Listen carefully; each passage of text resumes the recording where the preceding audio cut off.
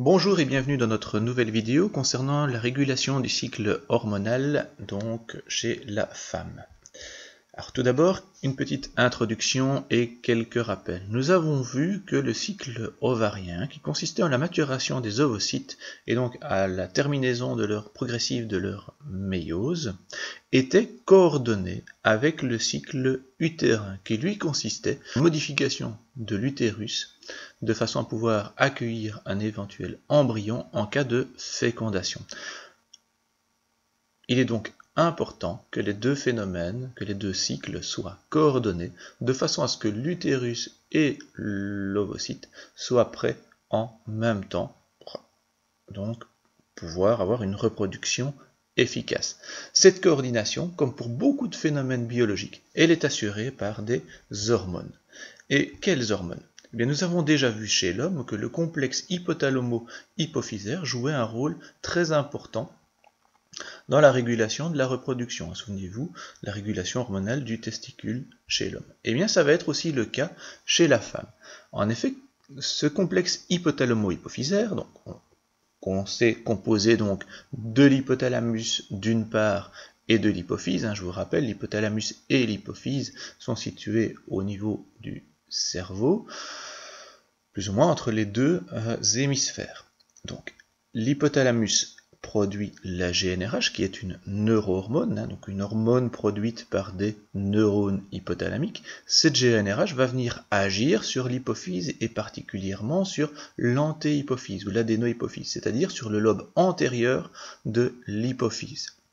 Cette hypophyse, on l'a déjà vu, produit de façon pulsatile deux hormones, la FSH et la LH. Ce sont exactement les mêmes que chez l'homme, donc ces hormones vont avoir un rôle très important sur les ovaires. Nous allons le voir dans un instant. Ces deux hormones, on les appelle également des gonadotrophines. Alors, pourquoi est-ce que je dis que la production est pulsatile? Eh bien, vous voyez ici un graphe de la production de GnRH et la production de FSH et de LH au cours du temps. Que remarque-t-on? Eh bien, on remarque que le GnRH n'est pas produit de façon constante au cours du temps dans la cellule. On voit des pics de GnRH progressifs. Et on voit également que la production de LH et de FSH suit cette forme de pic aussi, fatalement après la production de GnRH, vu que c'est le GnRH qui va venir agir sur l'hypophyse. Il y a toujours un petit retard donc, entre la production de GnRH et la production de FSH et de LH. Mais on voit donc que la production de FSH et de LH n'est pas constante au cours du temps, ce sont des pics. C'est ce qu'on appelle une production pulsatile. Ça pulse.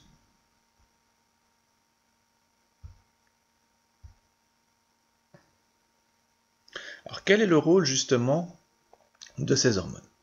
Alors, tout d'abord, attardons-nous sur un graphique qui représente l'évolution de la FSH et de LH au cours d'un cycle sexuel, donc chez la femme, donc au cours d'un cycle de 28 jours. On voit que la production de FSH et de LH n'est pas constante au cours du temps, et on voit qu'il y a une sorte de pic qui se crée. Ce pic, il a lieu 14 jours avant les prochaines règles. Donc je vous rappelle, jour 1 ici, ce sont les premières règles, 4-5 jours de règles. Ici, hop, un nouveau cycle va recommencer par donc, des règles. Et ici, donc, on est à 14 jours avant les règles. Si vous vous souvenez bien, c'est le moment de l'ovulation. On y reviendra. Et on voit qu'au moment de cette ovulation, on a donc deux pics, un pic de FSH et un pic de LH. Alors, quel va être le rôle de la FSH? La FSH, elle va avoir pour rôle d'amener la maturation des follicules.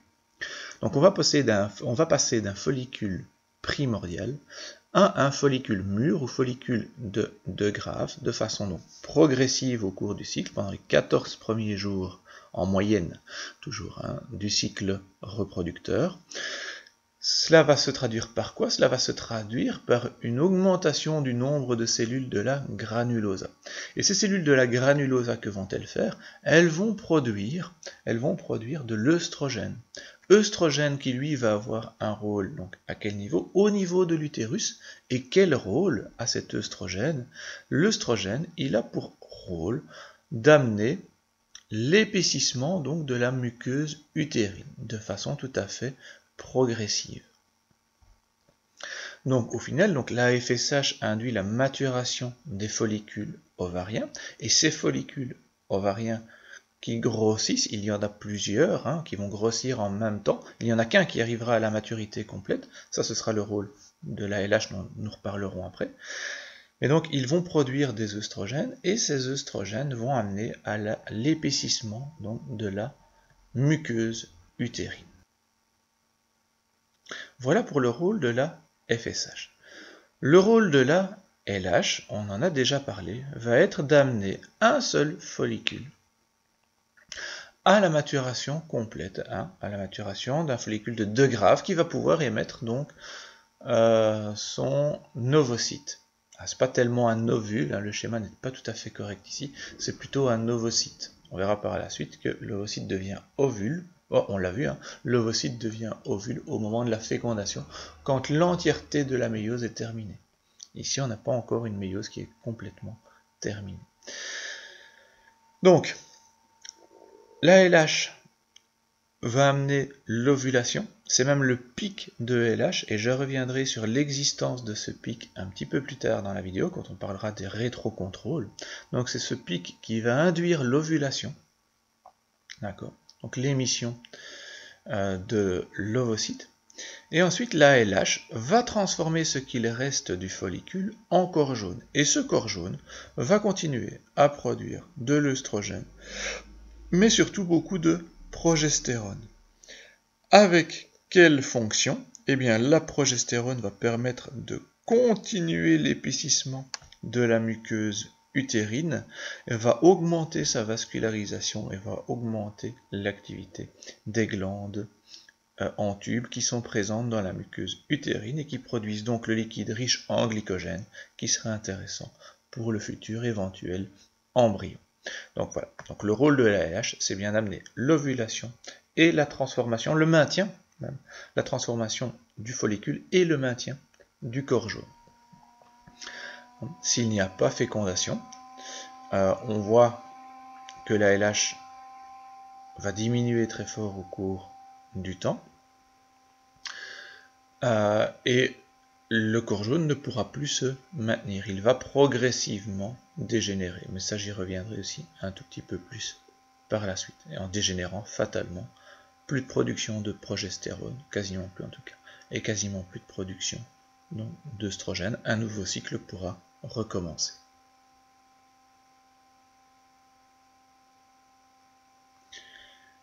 Alors, qui dit cycle reproducteur dit boucle de rétrocontrôle. On commence maintenant à en avoir l'habitude. Alors, quelles sont ces boucles chez la femme? C'est un peu différent de ce qui se passe chez l'homme.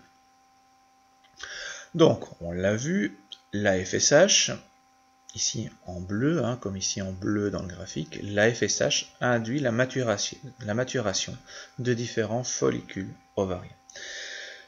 En maturant, donc les cellules de la granulosa augmentent en nombre et produisent de l'œstrogène. Cet œstrogène, il va avoir un effet inhibiteur sur l'hypothalamus et donc a fortiori sur l'hypophyse. Cet effet inhibiteur va amener à réduire la production de FSH et de LH. Pourquoi? Eh bien tout simplement pour éviter qu'il y ait trop de follicules qui mûrissent en même temps.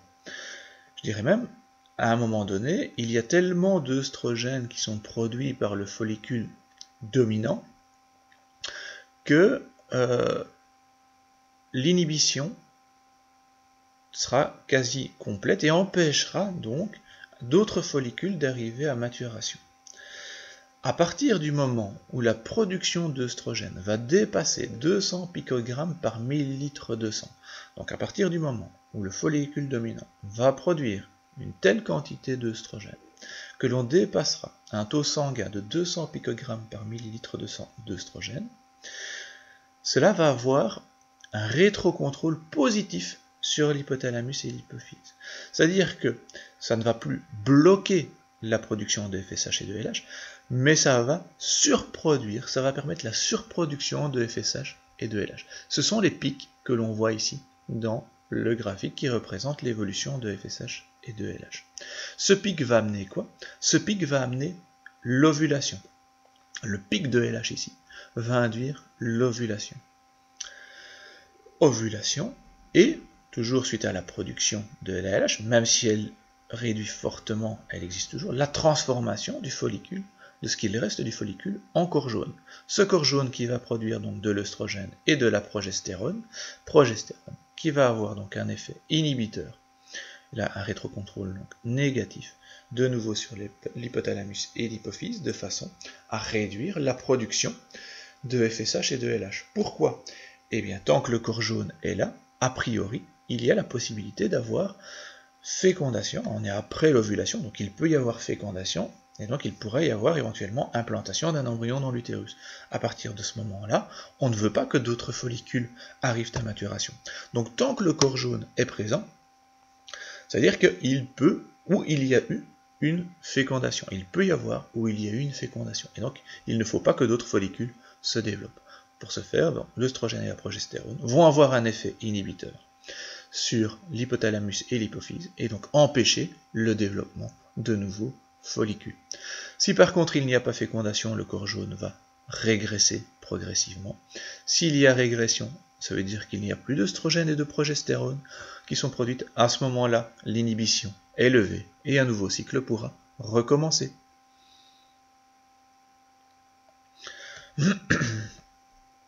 Enfin, vers 45-50 ans, les cycles de la femme deviennent de plus en plus irréguliers.